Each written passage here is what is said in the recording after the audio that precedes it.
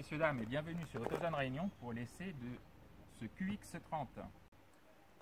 Alors, il s'agit d'une Infiniti. Infiniti, c'est la marque premium de Nissan, marque qui a été créée à l'origine pour les marchés asiatiques, américains et russes. Néanmoins, elle a fini par débarquer en Europe en 2008 et à La Réunion uniquement en 2017.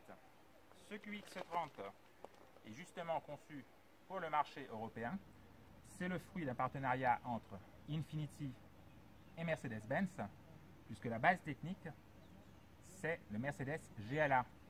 Néanmoins, le style est vraiment spécifique, notamment avec cette grosse calandre entourée de chrome, le gros logo Infiniti, chrome qui va fondre dans des feux affûtés, très fins, et puisqu'il s'agit d'un crossover compact du segment C, on a droit également à cette protection type aluminium. Alors de profil, on a droit à ce capot bombé, on a cette vague au niveau de la carrosserie qui va fondre dans les poignées de porte.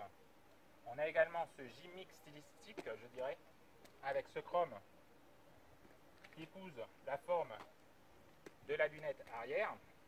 On a les jantes en 18 pouces, les passages de roues en plastique, les bas de caisse, et par rapport à la berline Q30, on a un véhicule qui est surélevé de 2 cm.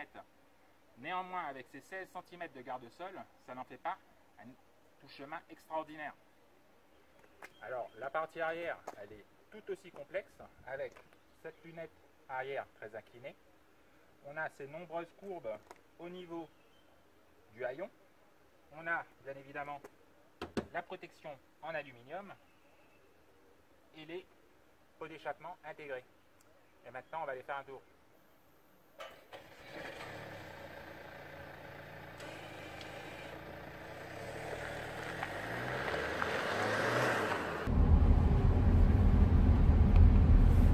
Alors, dans l'habitacle de ce QX30,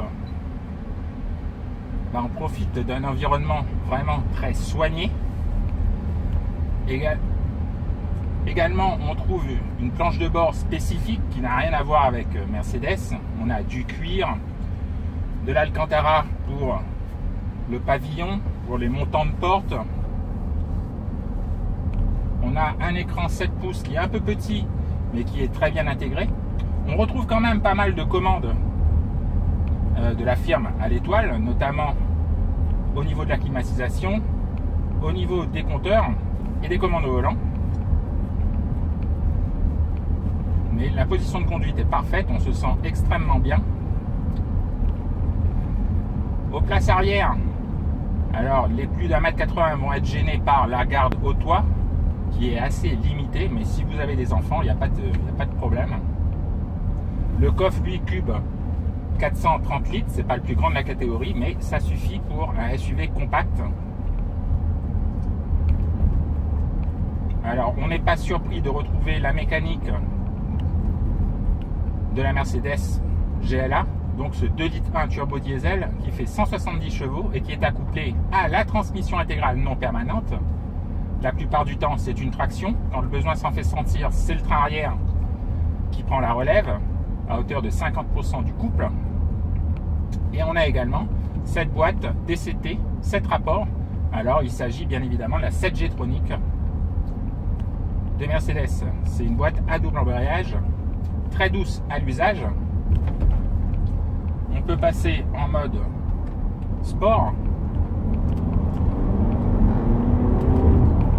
Alors, pas la peine de le pousser énormément dans les tours, puisque la puissance est disponible dès 3400 tours minute. On a 350 Nm de couple. C'est un moteur très péchu qui n'a aucun mal à tracter les plus d'une tonne 6 du véhicule.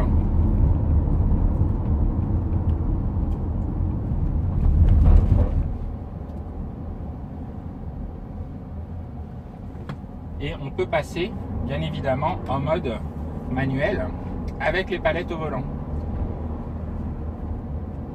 Alors, c'est pas le plus confortable des SUV, On a quand même une caisse qui est assez rigide avec un amortissement qui est ferme. Tout ça, c'est pour contrer bien évidemment les 2 cm qu'on a gagné au niveau de la garde-sol. On a un comportement routier qui est très sain.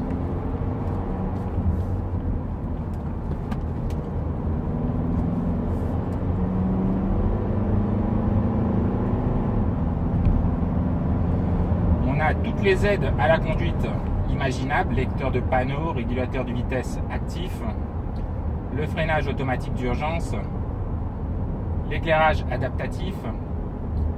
Bref, il y a tellement d'équipements que je vous laisse découvrir sur l'article écrit sur AutoZone Réunion.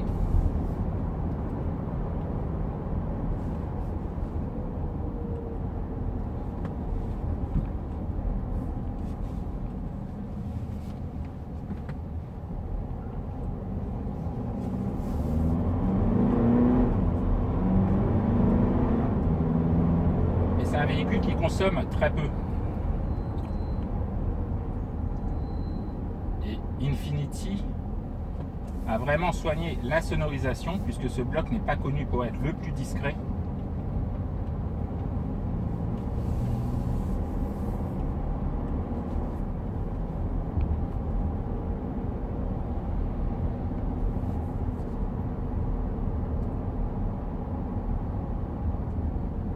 Donc voilà, c'était un petit essai dynamique de ce QX30. Alors, qui sera disponible avec un seul moteur, donc avec la transmission intégrale de série, la boîte à double embrayage de série, une liste d'équipements très complète. On a 2 finitions, Premium et Premium Tech. Alors aujourd'hui, on est dans la version Premium Tech.